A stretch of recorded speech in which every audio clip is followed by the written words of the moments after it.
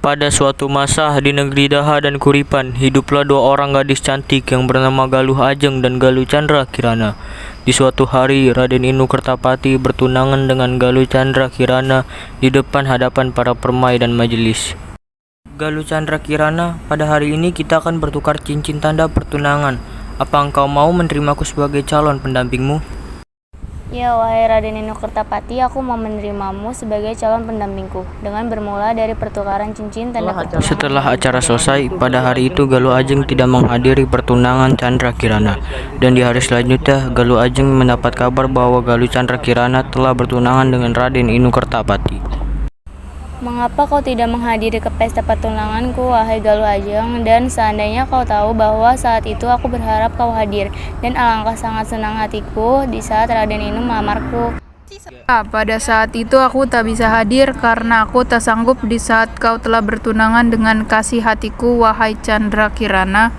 Saat Galuh Ajeng melihat Galuh Chandra Kirana kegirangan, menangislah Galuh Ajeng tiada berhenti serta menangis dengan tangis yang sangat setiap petang dan pagi. Begitu senangnya kawan aku bertunangan dengan orang pujaanmu. Ya, wahai ratu, dengan sangat hatiku senang saat ini. Aku tak menyangka ia mau bertunangan denganku. Aku turut senang atas kabar ini, anakku. Galuh Ajeng masih menangis, semakin hari semakin bertambah, dan Padukaliku merasa tidak tega terhadap anaknya yang menangis. Dengan mata balut melihat bekas menangis, dan sakitlah hatinya melihat perihal itu. Ada apa, Galuh Ajeng? Apa yang membuatmu menangis tiada henti seperti ini? Wahai Padukaliku, hatiku sangat teramat sakit melihat Chandra Kirana bertunangan dengan Raden Inu Kertapati. Sudahlah anakku, kau tak pantas menangis seperti ini. Aku berjanji akan membalas luka hatimu itu. Setelah Padukaliku melihat anaknya yang selalu menangis, Padukaliku pun menghadap ke bawah duli sang Baginda Nata. Padukaliku lalu duduk berderet dengan Mahadewi di depan sang Nata. Galuh Chandra Kirana yang pada saat itu duduk jauh tanda menghormati ibunya. Galuh Chandra Kirana, mengapa engkau jauh di sana dan tidak duduk berderet dengan sang ratu?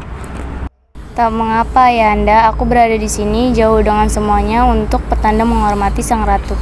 Sungguh taklim dan sopannya dirimu anakku, kalau begitu maumu akan aku maklumi. Selepas itu Baginda sang Nata memanggil Chandra Kirana untuk bersantap bersama. Galuh Chandra Kirana, kemarilah kau, mari kita santap hidangan ini bersama-sama dengan Mahadewi. Terima kasih Baginda, aku amat teramat senang atas tawaranmu itu. Karena melihat hal itu, Galuh Ajeng dan Padukaliku bertambahlah sakit hatinya kepada Galuh Chandra Kirana. Wahai Padukaliku, apa yang harus kita lakukan? Apa aku hanya bisa melihat? Itu dengan rela, bantulah aku ibu, semua ini sungguh tak adil bagiku. Ada satu hal yang ingin aku perbuat kepada Galuh Chandra Kirana dan sang ratu, tapi apakah semua itu akan berjalan lancar? Apa itu ibu? Tak ada yang tak bisa kalau kita belum mencobanya. Aku sudah tak sabar ingin menyingkirkannya, wahai Padukaliku. Kau lihat saja nanti, wahai anakku, apa yang akan aku perbuat kepada mereka. Dayang-dayang itu pergilah membawa persembahan yang ditaruh di dalam bokor emas yang sama majelis dan permai itu. Dayang-dayang itu berjalan kembali menuju istana permaisuri, lalu dipersembahkannya dengan sifat yang manis raya bersembah.